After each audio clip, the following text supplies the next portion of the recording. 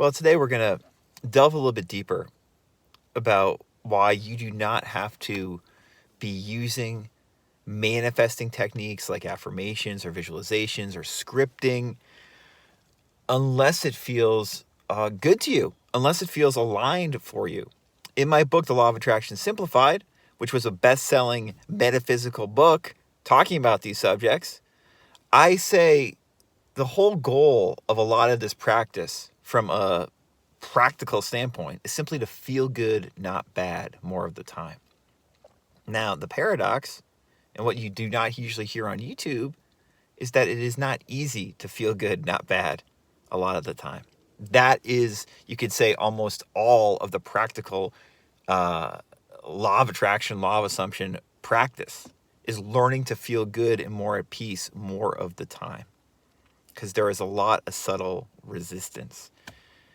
Yeah, if you don't know who I am, my name is Tim Grimes. I've written multiple books on this subject. If you want a free copy of that book, The Law of Attraction Simplified, look at the link in the description. You can download it. You can also schedule an optional free 20-minute consultation with me. And I just want to make it clear to you that how these amazing spiritual and manifesting concepts are portrayed to you online and in many modern books is not actually the way it's going to be in your life a lot of the time. And that there is a deeper, more gratifying way to look at this information. Last video, I was quoting from Richard Dotz, who's one of my favorite teachers. I'll put a link above to that video if you didn't see it, where Dotz just give a very good explanation about why visualization, affirmations, stuff like that is really not necessary unless you like it. As long as you simply recognize that you actually already are in a field or state of abundance right now, a frequency of abundance, if we want to use that term. He gives the great analogy of being in a beautiful field of flowers already. And most of us are like trying to visualize seeing a flower or have our eyes closed, trying to see the field of flowers. Well, all we have to really do is open our eyes and recognize what's already here. The field of flowers is already here. Now, this is easier said than done. Obviously, that's why more people don't do it. Likewise, feeling good, not bad, is easier said than done. Again, that is the practical spiritual practice for most of us, particularly when it comes to manifesting a better life, feeling better inwardly from the inside, and seeing that naturally projected out into our outer world. So today, I thought we would go perhaps even more spiritually deeper, if you want to use that kind of language. You certainly don't have to. But another one of my favorite teachers, a very underrated teacher, just like Richard Dotz, is Joel Goldsmith. And Goldsmith, his whole thing is when we pause, get quiet, and focus on what's really here, that field of flowers, we realize we are okay right now and that we are saved right now. Goldsmith, in short, basically could be summated as, just focus on God. Realize God is always with you right now, and you're saved. You're fine. If you're never actually apart from God, from salvation, how could there ever actually be trouble? But our human mind, our overthinking mind, is so prone to come up with trouble, as I discuss in so many of these videos and get into detail in my book about, called The Joy of Not Thinking.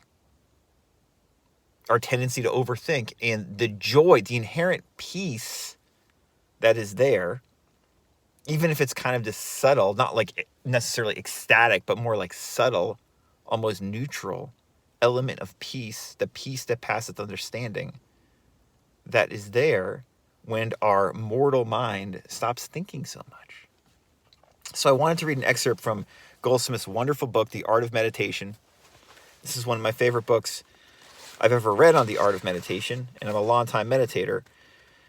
And this is a really great book if you want to get deep into the subject of what real meditation can mean for you and why you can stop focusing on what you have to visualize or affirm in order to get what you want if you realize that you already have what you want on a deep level, which is what so many of these great teachers like Neville, Florence Scovel Shinn, H.M. Lee Cady were getting at in their classic law of assumption, law of attraction type of teachings. Goldsmith here writes, God cannot be known with the human mind. But if we listen and are still, in that stillness, God reveals itself. Right where we are, God is. Whither shall I flee from thy presence? If I make my bed in hell, behold, thou art there. The presence of God is within our consciousness.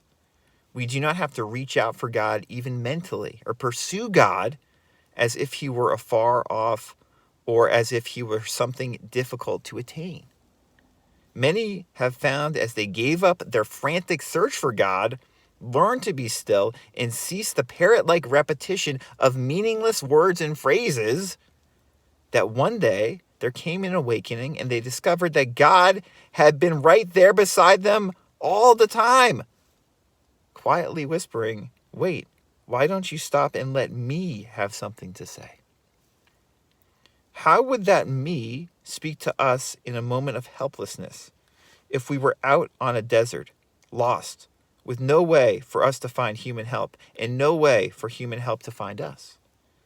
As we listen, we hear its whispered words. The place whereon I stand is holy ground. Whither shall I flee from thy spirit? Yea, though I walk through the valley of the shadow of death, I will fear no evil, for thou art with me. Alone, yet not alone. Helpless, yet not helpless. Divine help is here where I am, and it does not have to find me, and I do not have to find it. God is here where I am. The kingdom of God is within me, for I and the Father are one. God is not lost, and I am sure God has not lost me. If I am here, God is also here. So this is the profound paradox, you could say. And the paradox of many of these spiritual sounding LOA type of teachings is we're trying to visualize a certain thing or affirm a certain thing, affirm God's presence, visualize God's presence, the saving hand of God. And the reality is exactly as Goldsmith said, God's here the whole time. God, if God was to speak to us in a human way, would say, "What are you doing? I'm here." All we have to do, again, to go back to the dots example, is open up our eyes and say, "My God, I'm already in the field of flowers. I am already with ye." That is a very different perspective to hold and to start recognizing. And it's not necessarily dramatic at all or sensationalistic where it's like, "Oh, and then I manifested a brand new car." Those stories are great, but we are getting deeper here in integrating these principles directly into our life. If you seriously recognize that God is already here, as Goldsmith is saying, how could you really be lacking anything on a spiritual level? People, often ask me, or tell me, like, I want to recognize God, right? I want to know the presence is here. And I always say to them, well, you don't have to do that. It's already here. You can give up your striving and realize that you already, on a spiritual level, the deepest level, are okay right now. And the more we recognize this, the more our life tends to, you could say, straighten out, especially spiritually on a deep level. And yes, the more likely it is that things will manifest in your life that seem more aligned with what you want.